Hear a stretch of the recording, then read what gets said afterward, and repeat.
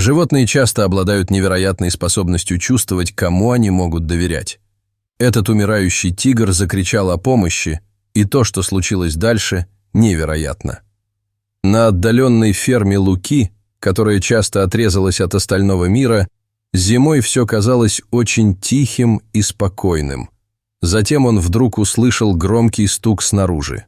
Он хотел выйти и проверить, но жил в местности, которая все еще оставалась довольно дикой, и ему нужно было проявлять осторожность. Встреча с людьми.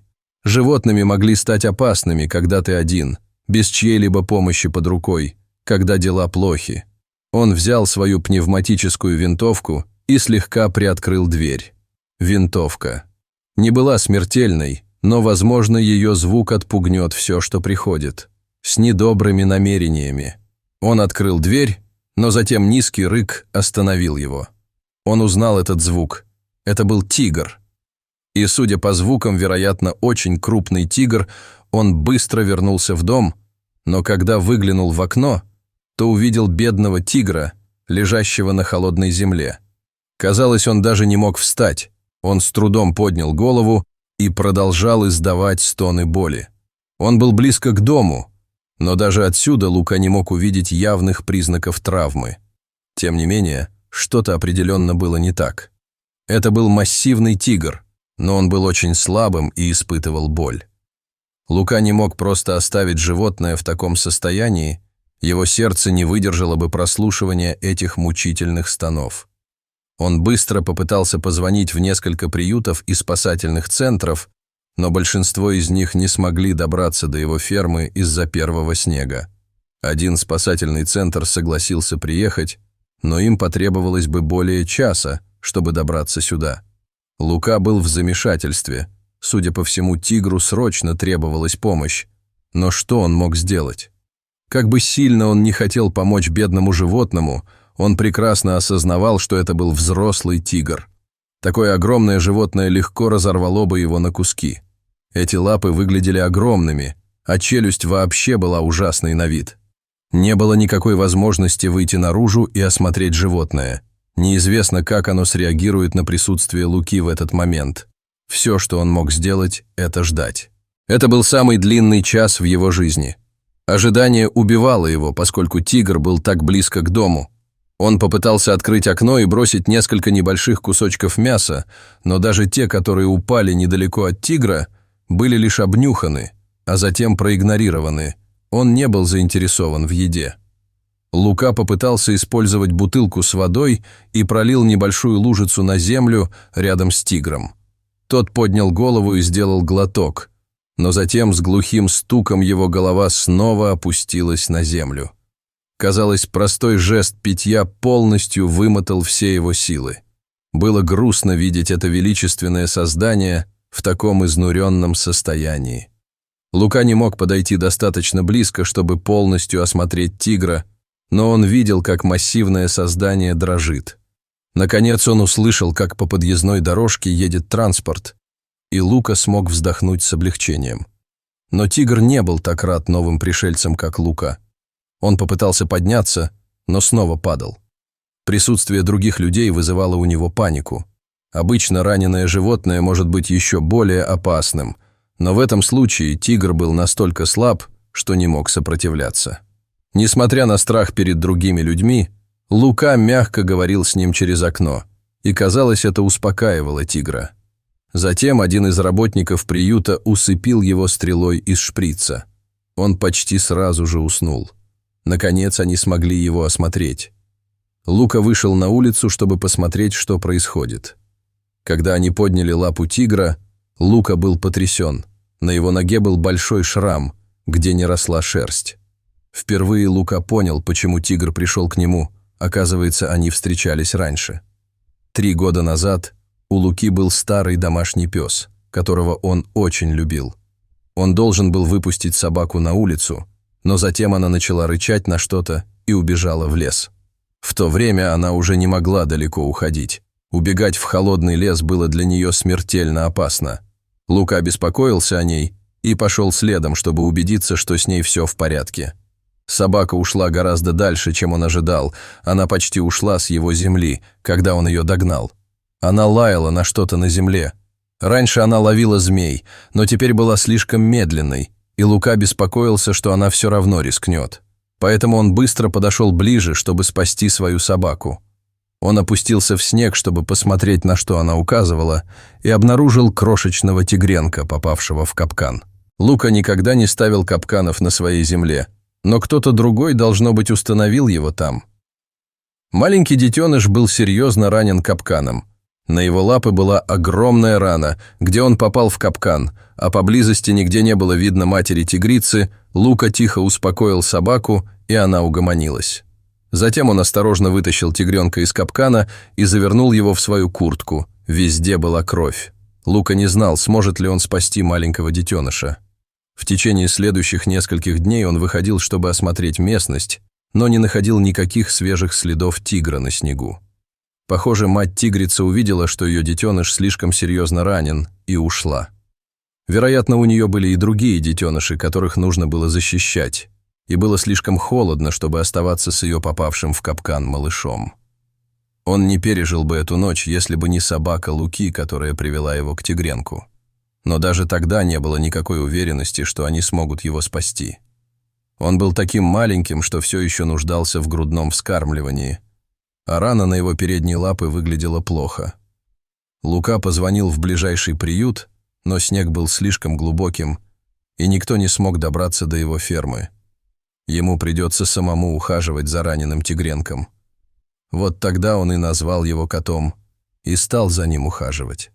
Ветеринар из приюта дал ему некоторые рекомендации по уходу за тигренком и тому, чем его кормить. Они даже предоставили ему список лекарств, которые можно было давать тигренку. Поскольку он был таким маленьким, ему требовалось немного, а так как Лука готовился к зиме, у него было все необходимое. Но наличие всех принадлежностей не гарантировало успеха. Далеко нет. Тигренок был серьезно ранен, и каждый час, который он проживал, был для Луки неожиданностью. Лука дал тигренку смесь молока, которая у него была для других животных. Он добавил туда половину таблетки снотворного, чтобы успокоить его, затем очистил рану и зашил ее. В течение нескольких дней он должен был промывать ее, так как она была инфицирована. Первые несколько дней тигренок просто лежал и позволял Луке делать все, что угодно. Но по мере того, как он набирался сил, тигренок был недоволен, когда Лука пытался очистить рану, он кусался и царапался. В конце концов, Луке пришлось надевать толстые перчатки, чтобы обрабатывать его раны. Тем не менее, было своего рода мило наблюдать, как тигренок становится все более сильным и своенравным. Однажды утром Лука проверил клетку тигренка и обнаружил его без сознания. Что-то было серьезно не так.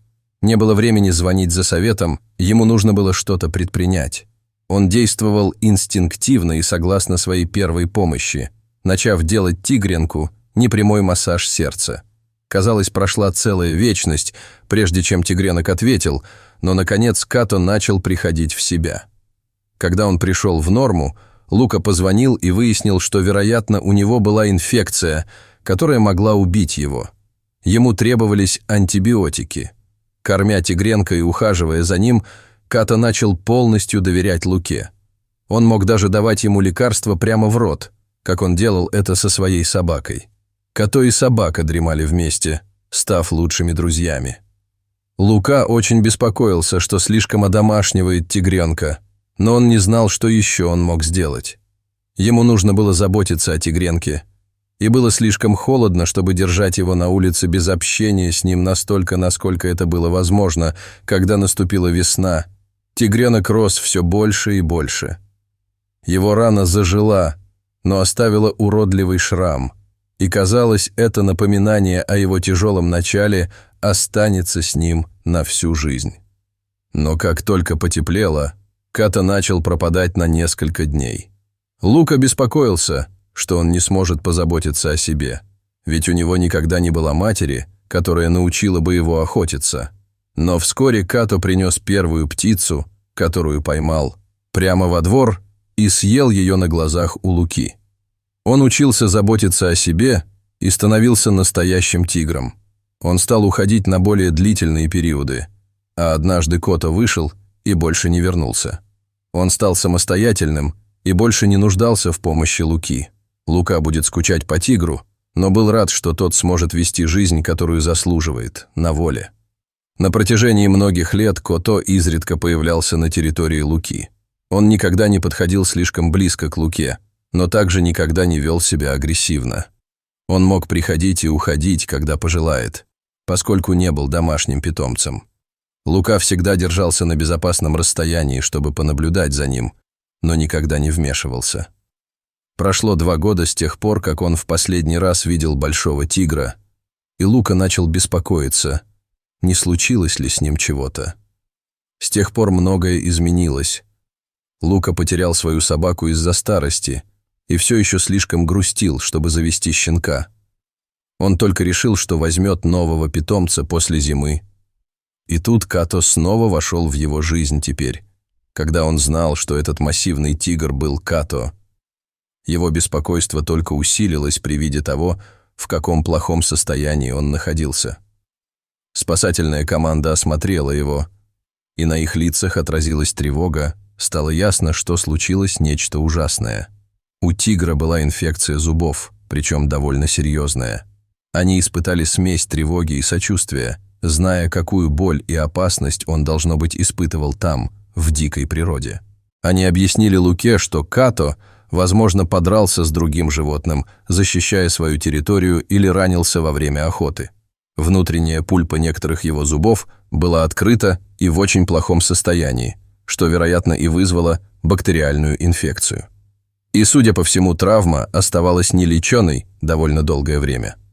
Ситуация была критической, и они должны были быстро решить, как лечить инфекцию. Они понимали, что должны действовать оперативно, чтобы спасти его от самого худшего исхода. Это была гонка со временем, и они были полны решимости победить и спасти ему жизнь.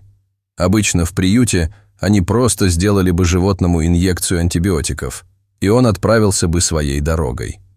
Но эта инфекция была слишком серьезной, чтобы ее можно было вылечить одним уколом, ему требовались лекарства в течение нескольких дней, и им нужно было помочь ему набраться сил. Они решили забрать Като с собой в приют и помочь ему там. Лука был рад, что тигру окажут помощь, но немного огорчился, что на этот раз не он будет ухаживать за ним, а тигры позаботятся другие. Когда они начали поднимать его, Като снова пришел в движение. Он открыл глаза и мягко зарычал. Все спасатели быстро отступили от тигра. Похоже, они не дали ему достаточно транквилизаторов, чтобы он оставался в сне. Им пришлось снова его усыпить. Затем они попытались погрузить Като в грузовик. Это было нелегко, так как большая кошка была очень тяжелой.